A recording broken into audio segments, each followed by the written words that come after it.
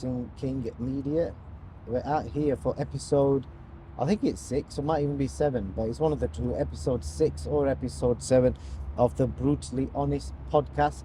Dom, it's a big upgrade. We've left the gym and we've gone international, and we've got to thank the sponsors for the series that have wanted you to drag you out of Dubai. I know you've been busy flying about in private yachts and with millionaires, and God, I don't know what you've been up to these living days. Living the dream. What dreams are you living in Dubai? Listen, Dubai's a nice place, isn't it? There's a lot happening in Dubai. It's a nice, clean place. It's a safe place. There's, plenty of people out there with money. So we've had a few days in Dubai first. Met with a couple of clients. We've got 5 or 6 clients in Dubai now, and I think the highlight of the week so far is cruising around the Palm on a yacht. That was exciting. A couple of stingrays in the ocean, and had a swim in the Arabian Sea, like bathwater. So yeah, it's been good, but it's good to come over here and catch this history-making fight with TYSON and USYK. I wanted to get over to Germany when TYSON boxed Klitschko. Couldn't make it. I was training somebody, so I thought, if TYSON gets into a big fight again, what I think is a big fight, and that's it, like a unification, that it's going to be worth seeing. And I'm glad it is. Like I said, huge shout out to the people that are supporting the series. Also with a shout out your nutrition company as well. You just dropped there that you've been working with some clients. Do you remember the email address? If you don't, I'll put it up on the screen. Yeah, put it up on the screen. It's on the screen. If anyone wants any help or advice from Dom, and if you want to look like Dom, the summer's coming, hit him up via email on the address that's on the screen now, and Dom's your man. Dom, a humongous fight week. Like I said, I'm glad that we got to do this year because it makes it more interesting. I'll start with because I didn't want to do this over Zoom. I thought because we knew it was coming, so I thought we'll talk about Monday. We won't go into detail because it's kind of blown over a bit now. But the early part of the week, I'd say that the buzz was there, but I don't think the world was talking about it. Then bang, comes Monday, John Fury sticks the nut on someone. And all hell breaks loose, and the boxing world, the news world, even the tabloids weren't talking about it. Everyone's latching onto this fight. What did you make of that incident? Well, by the first glance, it looked like John had turned around and looked for the smallest kid in the room and decided to stick the nut on him and put him in his place. But when on reflection, when John's an emotional fella, he gets fired up. It's his son's in there having a fight, and I think John's got a real picture of what TYSON's up against, and he's, I think by his own admission, and he's TYSON's biggest critic. John will go in and say as it is. So I think, it's a fight where John can possibly see everything going wrong, and that's why he's all let up and emotional, because it could be the end of TYSON, this fight. He's coming up against one of the best heavyweights with all the belts. And there's a real possibility that TYSON can get outsmarted and get beat after TYSON's last performance. So he's on edge. So he's walked through that crowd, and people have been goading, and who knows if that kid said anything to him or not. But John just turned around and reacted straight away. When you're in that situation, the red mists up, the crowd's just a blur of people. And you'd be surprised, that kid came on. I think he's probably an internet sensation now, that kid. He probably started his own, TikTok channel, getting people to come up and stick the nuts on him, celebrities, and see how well he, because he took it really well off John. John's a big fella. He stuck the nut on that guy, and the kid's got a couple of butterfly stitches. John got a big gash in his head. So maybe that could be something for him. Get on a TikTok and invite people like Anthony Joshua, maybe a couple of, stick the nuts on me and see if you can put me down and give him a rating. So, but you'd be surprised, those little kids. Listen. We're calling him a kid. You know how old he is? I know he's 30, but he looks like a little kid, doesn't he? That's what I'm saying. You know what? He's actually 6'2". The camera angle doesn't show you that, but no. I've interviewed him a couple of times now.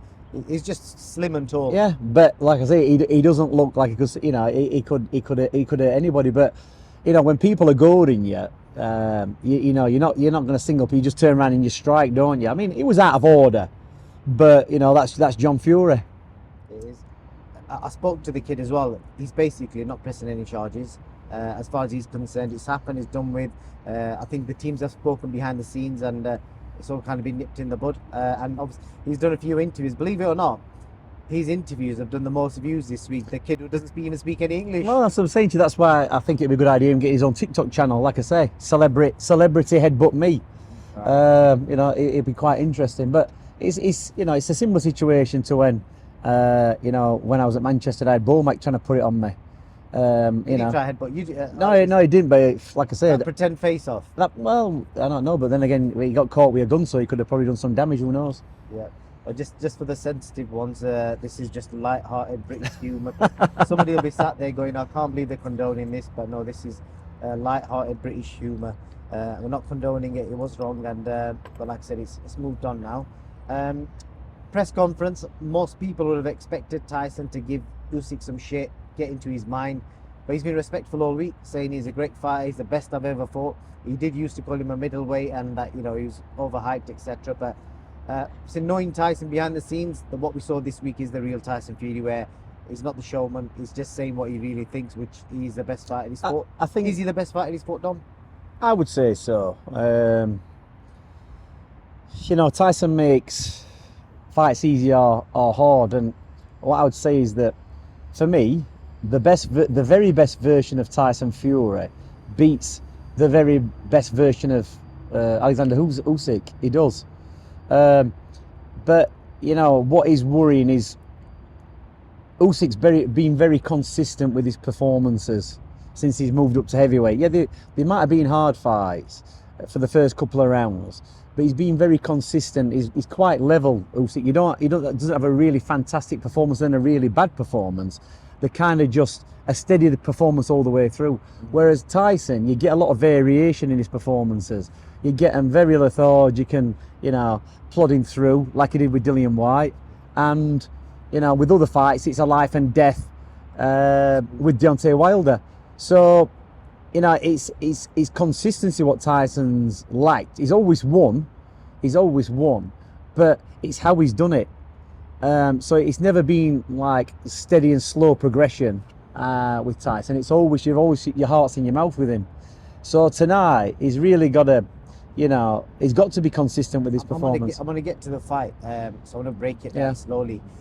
So with Tyson kind of doing what people didn't expect, what do you make of that? Does that mean, is that mind games in itself? Listen, I think it's not going to phase Usyk whatever Tyson does, because Usyk doesn't really let the mask slip. He keeps that stone face. He never shows any emotion. Usyk. So, you know, it doesn't really matter at this stage now what Tyson does, because we're in the home run. So all the work's been done.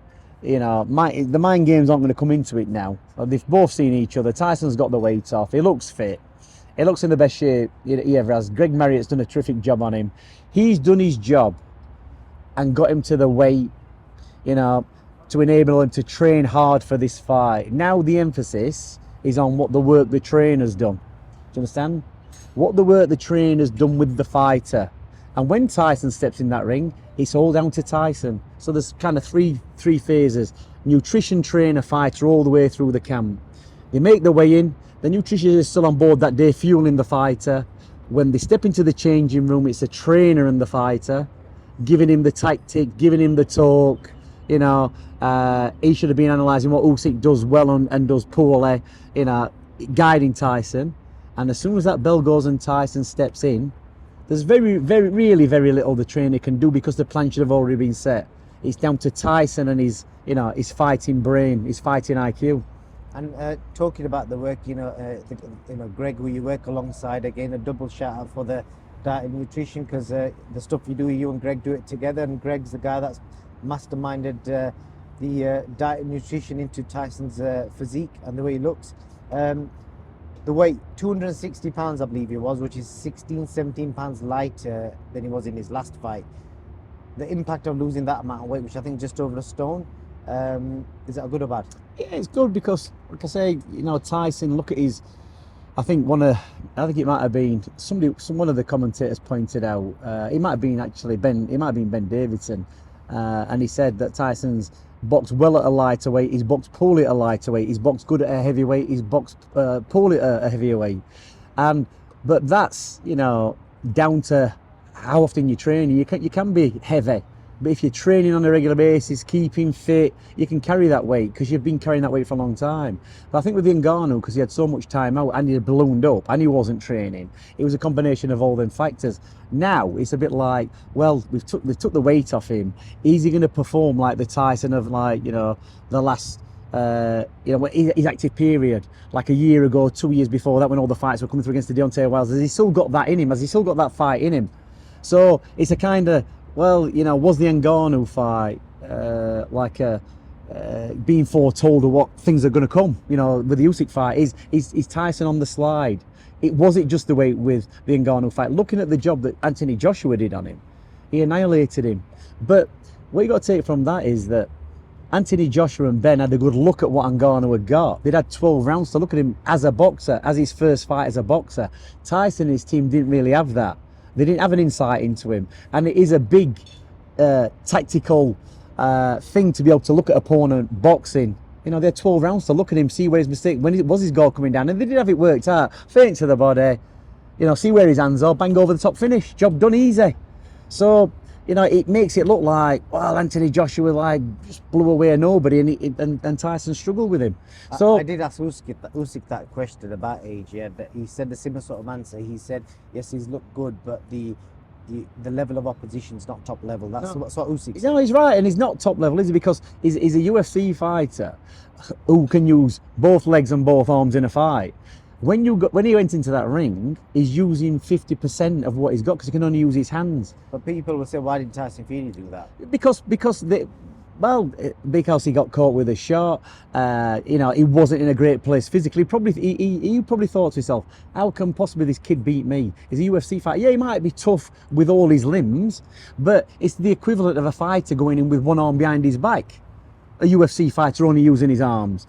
So if you've got the proper coach, you should be able to, you know, you've got to try a few things out, throw a few feints. Where's his guard going to be when you throw low? Where's his guard going to be when you throw high? Is he exposing his body? Is he exposing his head?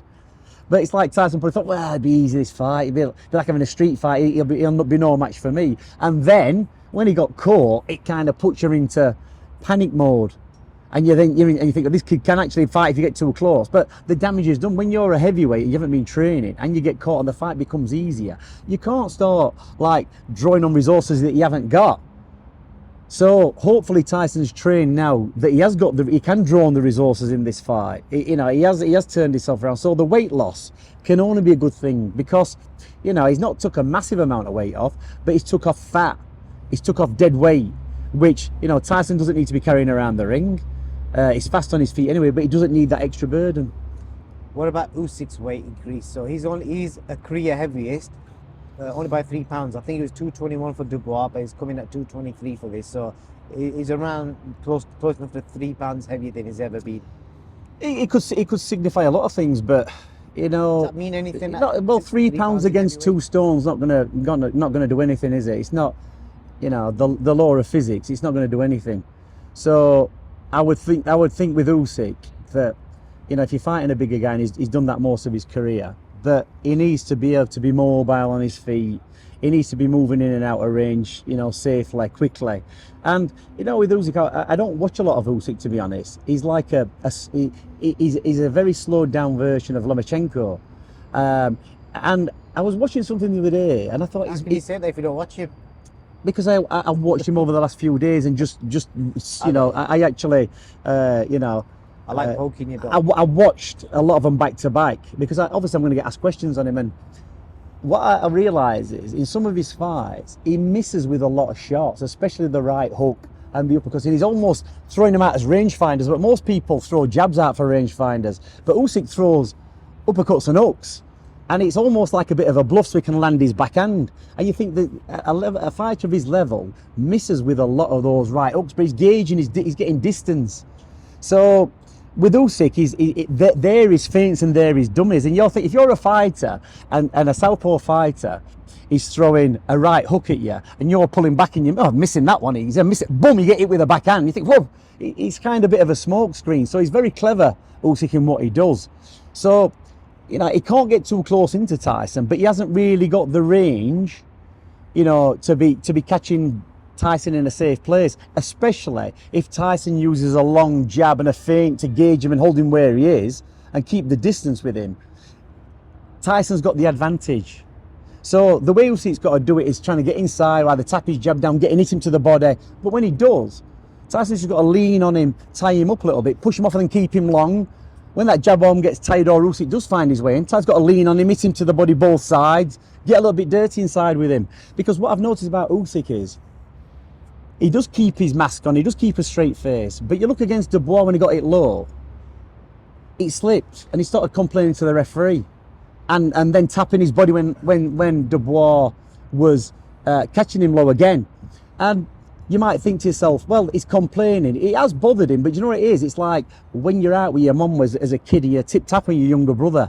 And then your brother says to you, my mum, he's hitting me. And no, I ain't hit you. That's what it's like to the other fighter. So it actually burns the other fighter's head out. When Usyk's complaining to the referee about a foul or whatever, and you will always see the other fighter complain, no, I haven't done that. It's getting them to react. It's getting them to react. Look at Holyfield against Tyson when he got his ear bit. Holyfield was sticking the nut on him. He bullied the bully. And eventually Tyson snapped. That calm, Tyson goes and does his thing, keeps his face quite tight when he's doing it, just lets the violence out, doesn't complain too much. But then Tyson started complaining to the referee because Holyfield's getting away with murder. And then what does he do? He flips and he bites Holyfield's ear off. And I think with Usyk, what Tyson's got to do, he's got to work on him and make him drop his mask. He's got to keep him at range. When he comes in, he's got to bully him. He's got to be dirty with him. When he starts complaining to the referee, he's got to jump on him till the referee says break. He can't leave him alone. You've got to keep him long, let him come in, bully him, lean on him, push him off, keep him on. He's got to keep it long and inside, lean on him. That's what he's got to do. And not let Usyk get his flow, his in and out, his movement, because he never stops Usyk. He's active no matter what. He gets hurt, he takes a step back, he readjusts. And when he does get hurt, he comes back with more force. And when he comes back with that more force, that's when Tyson's got to subdue him. And I said, no, you're not going to do that with me. He did it with Dubois, but Dubois had a little bit of success. He caught him with a body shot, he went down, Usyk got up and thought, right, I'm going to have to regain the top side. And he started to put the pressure on and work even more. And he got the upper hand and eventually he stopped Dubois. So Tyson's got to keep him in his place.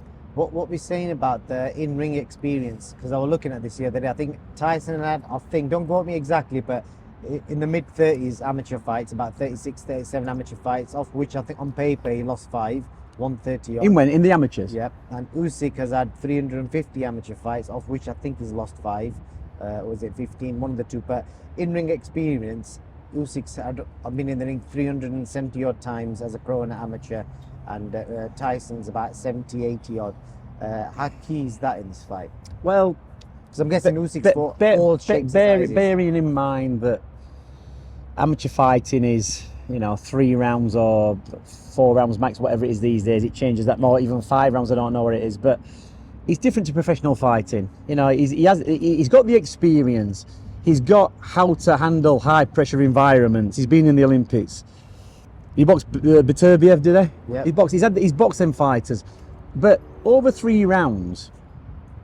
And he's beat Joyce. But over three rounds, it's different to 12 rounds. So that's like, being very good at being a 100-meter sprinter, and then somebody saying, right, we're going to do 1500 now. Well, you might be good for the hundreds of that 1500. You might even be good for the first 500. But are you going to be good for the full course? Whereas Tyson's always been good for the full course. Our fighters back in the day, the likes of Kell Brook, Ryan Rhodes, Nazim Imame, John Nelson, they boxed amateur, but they didn't have a lot of fights for amateur fighters, and they turned pro at 18 and got the experience of the years in the professional game, because the professional game is different to the amateurs. So I wouldn't take that into consideration. I'd actually consider that more wear and tear as an amateur fighter. If he's had 350 and Tyson's had how many? About 70 odd. It's wear and tear. Even the way that he fights, it's wear and tear. There's experience there, but Tyson is he used to get beat by David Price on a regular basis. I saw an article where John McDermott got a mention about the night I beat Tyson Fury and didn't get the decision. And he's doing some job now. I've had John McDermott at the gym, very good fighter. But it's how you stay the course. And look at Tyson Fury in all his professional career. He's never been beat. Body shots, Dom. I'm going to move on to body shots. This is a big narrative in this fight. And I was researching how many times has Usyk actually been down, how many times that he's physically been hurt. There was a couple of times he got a count, but both times it was in 2011, the same year. So I don't know what he was going through in that time, but he got hurt to the body. There's one where he took a left hook where he just turned his back on his opponent. I don't know if you've seen that clip. He literally turned his back and walked into the corner, and the referee started counting. That was in the amateurs. And then obviously Beterbiev stopped him, dropped him the body shot. But I think, to my knowledge, he got up on one every time. And in the pros, obviously we saw the Dubois incident. But we've never actually, I don't know, he's never been knocked out from a body shot. No. So is that, because everyone's been saying that, and that I'm assuming, will that be in Tyson's head, right? If things don't go to plan, I'm just going to start attacking the body, because that's what everyone's saying about it. He should be attacking the body from the off. There should be a variation up and down, and it should be from into the body. But look, I remember when Ricky boxed Floyd Mayweather, and everybody was saying when Ricky crunches that left hook into him, it's going to be game over. Yeah, it might have been, but he never managed to land it. And when he did, and he missed, that's when Floyd knocked him out. So you can never rely on one shot. It's part of the tactics. And there's obviously something there with the body. Usyk's aware of that, Tyson's aware of it, just like Usyk's aware that Tyson's got, cuts easily and he's had a bad cut. So, that's going to be part of everybody's plan. But it's not a case of, I'll go to the body now. It's got to be a variation. He should be hitting Usyk to the body when Usyk's coming in. He should be lolling on him, tying him, hitting him with one hand, tying him, hitting him with the other, push him off on the jab. It should be all part of the game. If you're fighting a fighter and the fighter knows the headshots are coming all the time, it's easy to avoid the headshots. But if you don't know whether it's coming top, bottom, top, up and down variation, shoulders, arms, body, head, body, keeping the fighter guessing. And Tyson's very good at that. He is. He'll flick up and down. He'll hit you on the shoulders. He can be a more dirty fighter than Usyk. Usyk, a very, very clean fight is what Usyk wants, because a dirty fight won't suit him. Do you understand? Tyson doesn't really want a clean fight. He can box it clean, and he's got to employ a bit of dirty tactics. He's got to tie him up. He's got to use his body weight. Look at when he boxed Cunningham. The guy was fast, and I think he was better than Usyk. He had Tyson on the floor. Very good boxer, muscular, came up from cruiserweight. And eventually Tyson gave him the blind shot and drilled him. He went down. He was older, a lot older than Tyson at the time. Usyk's a little bit older than Tyson. He's a little bit smaller. The weight will play its part if Tyson uses his weight effectively. But what he's got to use effectively is his height and his reach. He should be able to hit Usyk at range quite easily. Turn sideways on, so he's got an extra long reach instead of being more square. Flick him up, then step across backhand, flick him up. When Usyk's doing his little beam fencing thing, Tyson can do the same thing. Usyk likes to come upside the guard, inside the jab with that uppercut, every single time, apart from coming around with the hook. Tyson should have got that word. Tyson's a clever fighter. He'll know all those little moves when he's getting corkscrewed up the middle. You've got to take a step back, tap him down, counter over the top, tap his jab. So you've got to do. As an orthodox fighter, right, Tyson's all he's got to be doing at range, tapping down, flicking, feinting with the backhand, hitting with the backhand, keeping Usyk guessing. He can't be working off what Usyk's doing. He can't be working off Usyk moving around and how shall I counteract what he's doing. Tyson's got to go out and dictate his plan. Just saying, he's got to put Usyk on. He's got to hold the centre of the ring, make Usyk around the side, and just flick him, keep him there, let him do the running. When he comes in, make sure it's not a safe place for Usyk to be. Very early on, comes in, bang, bang, step him off, push him off, use his body weight, lean on him. Do you know what I mean? Bend over the top of him, hit him in the ribs when he's bent over the top of him, then push him off. You've got to be fit to do that. But it's going to be easier for Tyson because he's heavier. It doesn't require a lot as long as he's fit. Whereas Usyk trying to push somebody off you all the time is difficult. You see, people like Dubois and Anthony Joshua just haven't got that in them to fight that way. They haven't got that kind of inside fighting, dirty street fighting type. Tyson has. The two, when Dubois had him hurt, he didn't capitalise on it. Usyk kind of, it's a body, he hit me low, it weren't a body shot. And he never really, he should have really gone all out, pressured him, worked on that. And once Usyk started coming back from that and recovering from it, Dubois kind of folded a little bit mentally. So that's where it's at. Tyson's, well, you've given me that. He was asleep against Deontay Wilder, asleep on the canvas. And it was like a resurrection when he got up, ready to go. And even in that bad state, Deontay Wilder the big puncher that he was, could still not finish Tyson Fury. Tyson Fury's been in the worst place he can ever have been in the 11th round, I think it was it the 11th? On his back, unconscious, and he came up. Usyk's never ever been in that position. Is that because he's good? Yeah, he is, but there's going to be a point in fights where you're going to be in that position. It might be this fight. Okay. Do you understand? You don't want to be in that position. Yeah. He's been nearly in that position because he took a body shot and he showed a weakness. What I looked at that, he was very, very. It didn't like hit him in the balls. It hit him looked like the belt line, but it's enough to capitalise on it and think, well, I'm going to get a breather here. Yeah, it was a good shot. I'm going to moan to. I might as well moan to the referee because he might give me a break and say it's a low blow. But you'd have thought if it was a low blow, why didn't the referee observe it enough and say low blow before Usyk even went to complain? Let's jump into the prediction, Dom. Obviously, everyone's waiting for you to kind of drop your prediction on this fight. You know them both pretty well. We've reviewed a lot of their fights over the years. So, who do you think is going to win and how? It's a difficult one. I think I've been told that Usyk's, the bookie's favourite, and the bookies get it right a lot of the times. And I think maybe that's because he's got a lot more belts than Tyson. But Tyson's got the WBC belt. He's a lineal champion. So I think, Usyk is tricky, but at the end of the day, he's a cruiserweight coming up to heavyweight. He's never boxed anybody, I don't think, remotely the size of Tyson, or with Tyson's ability. Dubois is still a green boxer for me. And Usyk's never looked comfortable in fights. He's always moving, he's always got a stern look on his face. He always looks like he's having to think and he looks like he's concerned all the time, which is the way he fights. But he's never really found anybody to counteract what he does. And the Tyson of old should be able to counteract that. And we'll know in the first 2 or 3, 4 rounds where the Tyson is. He can do that. So I'm going to go with, it's going to be a very, very tough fight. And I think Tyson's going to win on points. Could be a split decision. If he gets cut early on mid-rounds, it could be a different outcome. Because I think having to contend with that, Usyk being the one he is, it's going to give Tyson something else to think about. Do you understand? It does unravel fighters a little bit. So Tyson's got to be smart. But if I had to make a bet, if you gave me some of your money, like £1 million you've got, because your companies must be worth that now, it's doing exceptionally well. If you had to give me £1 million of yours to invest, I would. And I had to put the bet, and I wasn't going to pick a draw. I'd have to say Tyson Fury on a very, very close decision, or a very, very controversial close decision. Fascinating.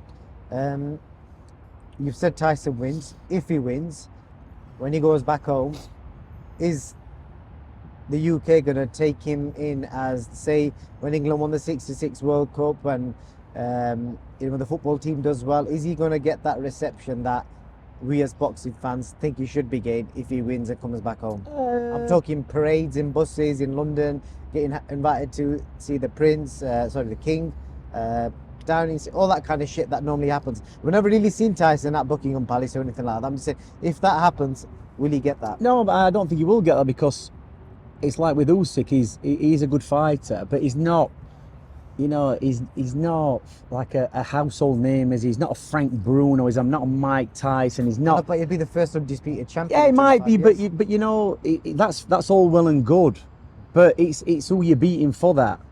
Do you know what I mean? It's who you beat. If it was Tyson beating Lennox Lewis, or one of those big names who, the generation of people who knew the champions, the lineal champions, like Klitschko's, Lennox Lewis, the big names. Usyk's a good fighter, but he's not familiar to everybody. He's just not. But winning all them belts, lineal, Ring Magazine, that's some serious. It is in the boxing world, but what I'm saying is he not going to get that because he's Tyson Fury, or is it because? But it's how familiar you are to the public at large. We've seen before, like sports personality and things like that. Like who?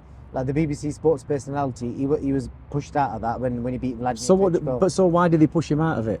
I don't know. Because people have opinions about it. They do, but the thing is, it's like. Well, I'll just say it as is. People say because of his background. Well, he doesn't get the recognition. But the BBC, is familiar to a certain demographic of people, and Tyson Fury doesn't fit into that in the sense of the BBC.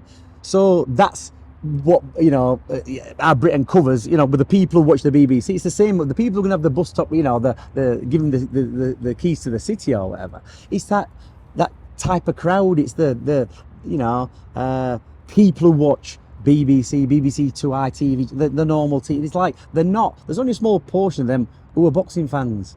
You've got to have the crossover of someone like an Amir Khan who went to the Olympics. That's why he had a fantastic name. Amir Khan had a better crossover name than Kell Brook because everybody was familiar when he boxed in the Olympics. Nazim Ahmed crossed over because of his character. Everybody knew it. The villain. Surely Tyson Fury's character's right. He is, but yes, Tyson's is. But Usyk's isn't. So he's not beating somebody like himself. He's not beating a Naz. He's not beating a Eubank. He's not beating, you know, them type of characters.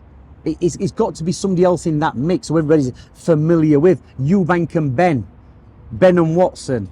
Eubank and Watson. It's them names. What? Oh yeah, everybody knows him, and everybody knows Tyson Fury, and everybody knows Usyk. But Usyk's not like, he's not very vocal. He's not a character.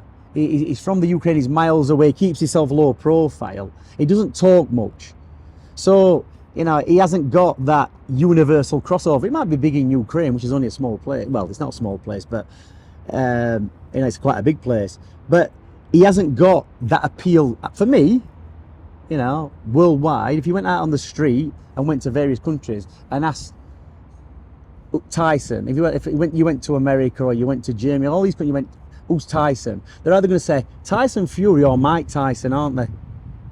But don't forget that the Netflix series, and he's been on wrestling. He's crossed. Who? Tyson Fury. Yeah, of course he has. He's crossover on yeah, he has. About Usyk, but yeah? what I'm saying is Tyson needs to fight somebody with the same You mean appeal. like a Joshua? Yeah, that's when that fight, you've hit the nail on the head. When that fight, if or when that fight happens, yeah, because everybody is familiar with those two fighters. Okay. Whoever wins that, yeah, that's the tour around the UK on an open top bus fight, right, in my opinion. Well, like I said, may the best man win, and if it is Tyson, I hope he gets that kind of recognition going back. If it's Usyk, 100% he will get that when he lands at the airport. You know, all sorts of course. The dignitaries turning up to pick him up. So yeah, Dom, appreciate that. It's been a good chat, I think. So you're going for Tyson Fury by a split points decision, but you're saying if he gets cut, it could change the course of the fight. So yeah, last one to Saudi Arabia. First time you've been here. I know you've been to Dubai a few times, but what do you make of Saudi Arabia? Same as Dubai? Hot. It's hot. It's hot. There's a lot of sand. But I've only been here a couple of hours. You know, we're up this morning, flew straight over. Hopefully I'll have a look around. I'll see the fight tonight. What the setup is. A lot of people say it's not an electric atmosphere. I think it will be for this fight, but previous I've heard it. A lot of people were saying, no, it's a bit subdued. But you know, who knows? But it's about the fight, isn't it? It's about what the fight's going to be. And I think looking at the build-up, the press conference, the weigh-in, the aggravation, John Fury, you know, it's all got the recipe to be a fiery night. It should be a great night in boxing. I hope the world's watching. Dominic Ingle, thank you for doing episode 6. I think it was in 6/7. Yeah, in on foreign soil. Hopefully, who knows where they'll take us next. But yeah, it's been great to do this at the gym. So appreciate it, and catch you next time.